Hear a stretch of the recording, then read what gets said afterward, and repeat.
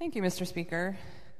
I know that most of you have also heard from constituents since the budget was out there. I'm fortunate that I live in a district where many of the representatives across the aisle also have listening sessions, and sometimes we do them together. So I know for a fact that we heard many of the same things from many of the same people. But I seem to be the only one who has listened to them. And I know there's a lot of complaints today about all the speeches and all the amendments and all the things that we're saying, but we have to be the voice for the people that elected us to be here. And I decided, rather than say more about myself or how I feel about this budget, that I would share with you how the constituents of the Fox Valley feel about this budget, Mr. Speaker. Permission to read from a printed document from time to time? Without objection. All right, so you guys didn't listen earlier this year, so you're going to listen now, so buckle up. I'm going to talk first, share some comments about the childcare shortage. This is coming directly from Angie Paltzer. She's the director of Creative Child Learning Center in my district. Quote, "Our rates will increase about 18% instead of the usual 3% annual increase. The families that have care now will have to choose if they can afford to continue with us or seek care elsewhere. This will be difficult with the whole child care field facing worker shortages, which I believe is due to low pay. The child care counts payments allowed us to increase staff wages by $3 to $4 an hour and offer monthly incentive bonuses, plus pay for all of the licensing fees for staff and continued education requirements. We are facing staff shortages, so to remain a center providing quality services, we will not be able to serve our full capacity of 60 children. I anticipate only accepting 40 families. This will not help the families that have been on our wait list since November. I believe that the entire workforce is suffering because of families not being able to secure quality and affordable child care. It is true what they say, that without child care, there is no workforce." I thank her for those comments. The second thing that we heard the most about, Mr. Speaker, and I know that you guys got the same emails that I did. I know you heard from the superintendent in Appleton and the superintendent in Menasha, and now you're going to hear from them again, since apparently you didn't respond to their emails or calls.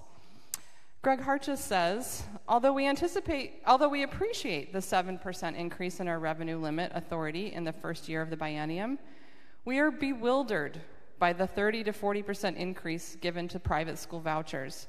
Our public schools continue to educate the children in our community with the highest needs, thus at the highest cost. Yet private schools are being rewarded for continuing to exclude high-needs students from their choice programs. In addition, without an increase in equalization aid that is equal to the increase in the voucher aid and revenue limit authority, local taxpayers will be asked to fund the entire cost of the increases.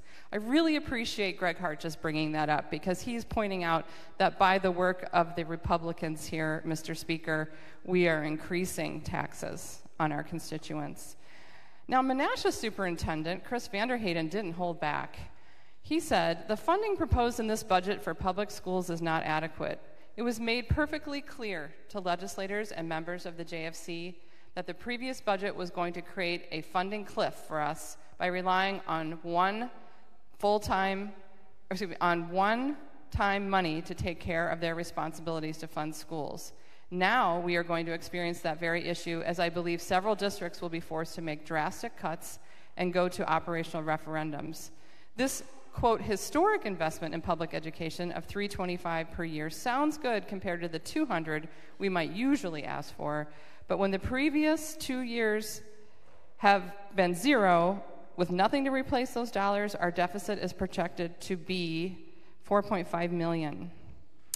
The increased amounts for vouchers will also fall on our taxpayers, as these are not amounts we can afford to just absorb.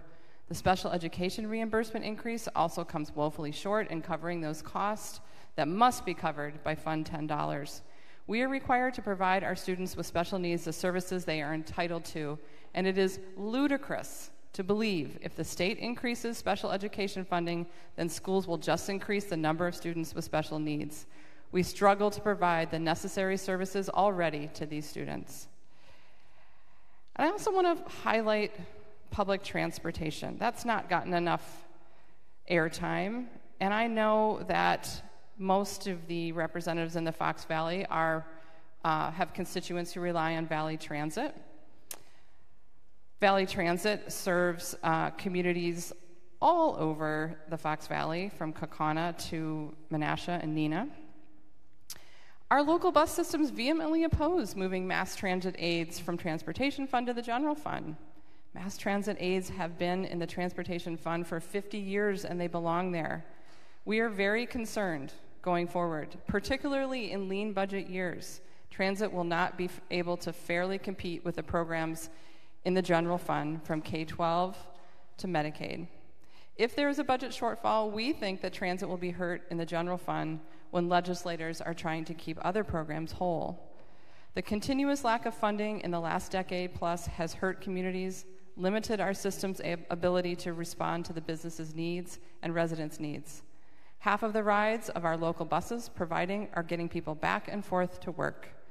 Not sure how you make that people are working, and not sure how you make sure that people are working and not relying on state benefits if you take away affordable, reliable transportation from them.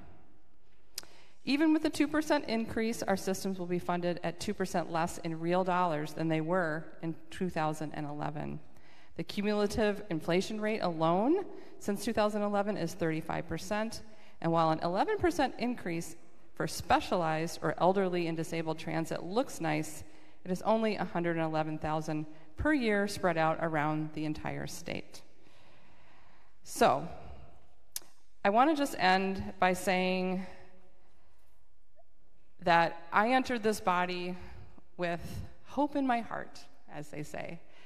I felt that with enough hard work and with enough working and reaching across the aisle and with enough compromise, that eventually we would get to points of real agreement that are able to move things forward in a positive way for the majority of the people in this state.